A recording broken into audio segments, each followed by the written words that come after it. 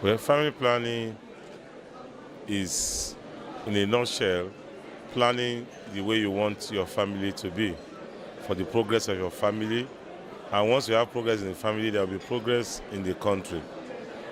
Family planning is about knowing what you have and how to make use of your resources to be able to build up a good family, to have a strong family structure. And when you have a good family structure, then you translate to peace, it will translate to progress, it will translate to a lot of advancements in the country. I think the first step is that as couple, you have to discuss even before marriage and plan on how many children do we want to have, how do we want to train them, what do we think our income will be in the next 10 years, what type of house are we going to build, how are we going to make sure that these children will be comfortable and have the best of lives within that environment.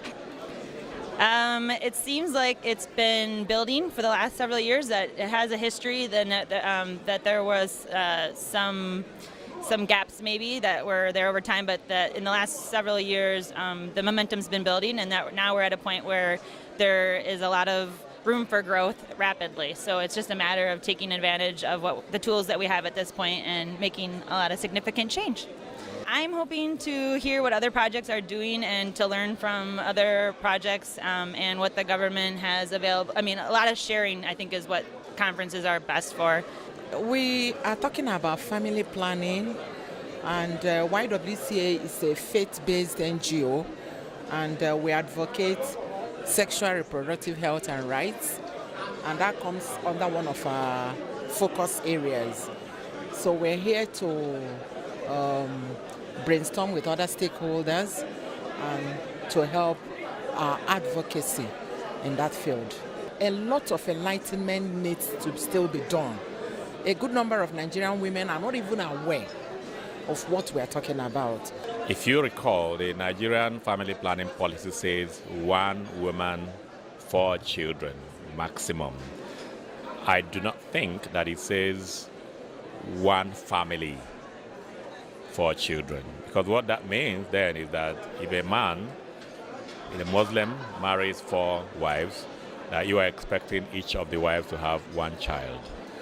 So that's really difficult to handle. But yes, we are doing quite a lot in the North in terms of trying to educate the families about the appropriate number of children they should have.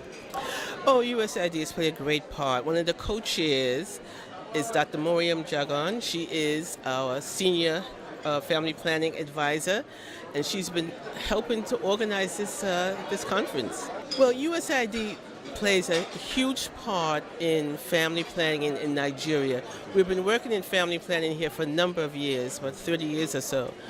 And right now we have 2 activities that we fund, the SHOPS activity, which gives training and support to private physicians. And we also have ESPN project, which is managed by Society for Family Health, which supplies commodities in the private sector. And most recently, we've been giving some support to the government for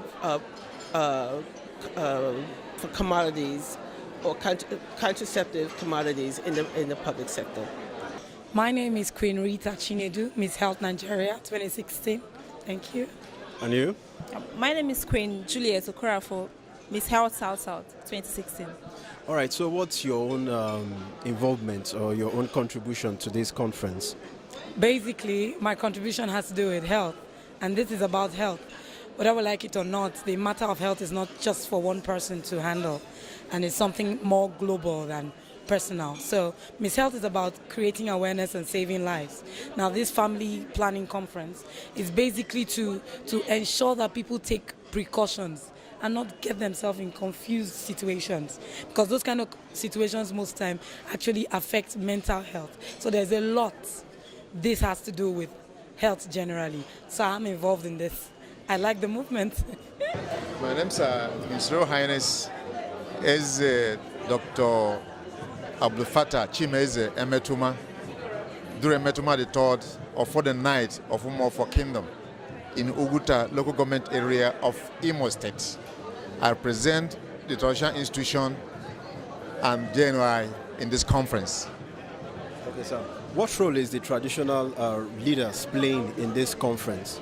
They got to play a lot of role because they belong to the grassroots. Our message is that we should be given the resource of the means to get the message down to the grassroots, because we're not happy, especially in the area of child maternal death among our wives, daughters, and mothers dying over childbirth. So there's need for us now to get this message down to the communities, down to the rural communities. So how are you planning to get this message down? Yeah, it is by getting the information from these organizers. When they finish whatever knowledge or information to give us, we take it to the grassroots using the communities, the local government health centers, rural health centers, to disseminate the message from this conference and organizers, so that at the end of the day, the mortality arising from delivery for our wives, women, and mothers and daughters will reduce drastically. And that's our prayers. The importance of family planning, especially to women, cannot be overemphasized, because even from the various lectures we've had today, women themselves know the importance of family planning to them, in that the statistics taken in the northern states, we saw from the report that about 100% of the women actually want to go into family planning, meaning there is importance they have seen in it. The women have been on this advocate, although we were doing it gradually in our own little way, until some few years back, when it come to blown light that this is what we are supposed to do. We've been involved even in this organization that are organizing this program today, working together with them. That's why you can even see our logo with them in what they are doing. We are doing this work in collaboration with them. So we have gone a long way in educating women about the importance of family planning.